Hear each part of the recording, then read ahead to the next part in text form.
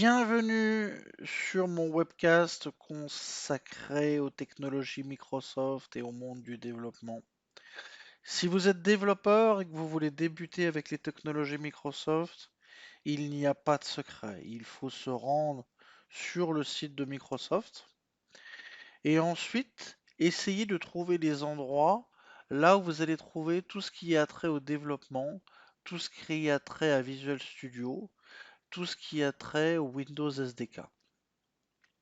Ce n'est pas forcément évident parce que lorsqu'on arrive sur le site de Microsoft, vous avez vu qu'on vous parle de Surface Pro, d'Office, de Windows, de Surface, mais les espaces Microsoft pour le développement, vous les trouvez dans Développeur IT avec .NET, Visual Studio, Windows Server et développer des applications Windows. Alors allons sur développer des applications Windows. Donc là, vous êtes livré à vous-même parce que on vous parle des kits de développement, on vous parle de l'event Microsoft Build. On vous parle d'un futur event Microsoft Init qui va bientôt arriver en France. Et ensuite, on vous parle d'un petit peu de tout. Comment développer des applis pour Windows. Bon, bah, vous avez un lien en bas de la page, donc on essaye. Alors, vous avez différents types de développement. Vous avez les développements d'entreprise, les développements web, les développements desktop. On va partir simple. On part du principe que vous cherchez à apprendre la programmation Windows. Donc vous cherchez à faire des applis pour les PC. Donc à partir de là, c'est ce qui s'appelle Windows Based. Donc on vous parle de .NET, du WP et de Windows API, Win32. Donc c'est là que ça devient intéressant. On commence de se rapprocher de ce que l'on veut faire.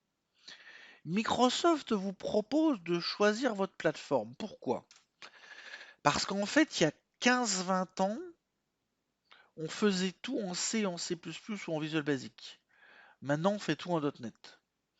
Alors, il faut prendre ce discours avec des pincettes parce que les éditeurs de logiciels font toujours du C++. Et par contre, le monde de l'entreprise fait du .NET. Je vous expliquerai pourquoi plus tard. Donc, si vous voulez faire une interface graphique, vous avez 3 ou 4 solutions. Vous avez le nouveau monde qui s'appelle UWP, qui consiste à des applis spécifiques Windows 10. Vous avez le monde WPF WinForm, qui consiste avec des applications qui s'appuient sur le .NET Framework. WPF, c'est de la programmation événementielle avec du dessin, DirectX. Et Windows Form, c'est de la programmation .NET avec de ce qu'on appelle le GDI et les contrôles Windows standard. Sinon, vous avez la formule Legacy qui marche très bien, qui est utilisée par exemple dans Office et dans Windows, qui s'appelle les API Win32. Et les API Win32, c'est ce qui est le plus rapide. C'est pour ça qu'Office est fait toujours avec. Et bon, il y a un côté legacy dans Win32. Mais vous allez voir que ça peut valoir son détour. Alors, et sinon, vous avez différents types de liens pour la modernisation des applis desktop, pour leur évolution dans le cloud et un certain nombre de paradigmes. Bon, pour le moment, je rentre pas dedans. On va choisir le type de plateforme. Donc, UWP, c'est du Windows 10. C'est le nouveau contrôle XAML Windows 10. C'est que pour Windows 10. C'est un monde spécial. Pour vous dire la vérité, ça n'a pas un franc succès parce qu'il n'y a pas tant de docs que ça, il n'y a pas tant de samples que ça. Il y a quelques problèmes d'ici et là, et on peut faire du C++, on peut faire du .NET, mais bon, chez Windows, chez Microsoft, du WP, il faut se le dire, c'est un échec, donc c'est pas forcément là-dedans que je vous ferai partir. WPF, c'était censé être la révolution Windows à partir de Vista qui considérait que le développement graphique devait se faire avec une nouvelle génération d'API. Ça a aussi été un fiasco, parce que Vista a tout abandonné, ils sont restés en GDI. Et Windows Form, c'est la forme la plus standard de faire des API Windows migrées pour le monde .NET.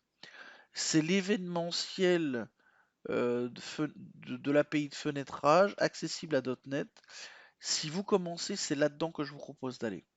Windows Forms, c'est vraiment simple à utiliser, c'est très rapide et on peut faire des choses très très complexes très facilement. Et Win32, c'est la forme traditionnelle. Alors, j'ouvre trois onglets.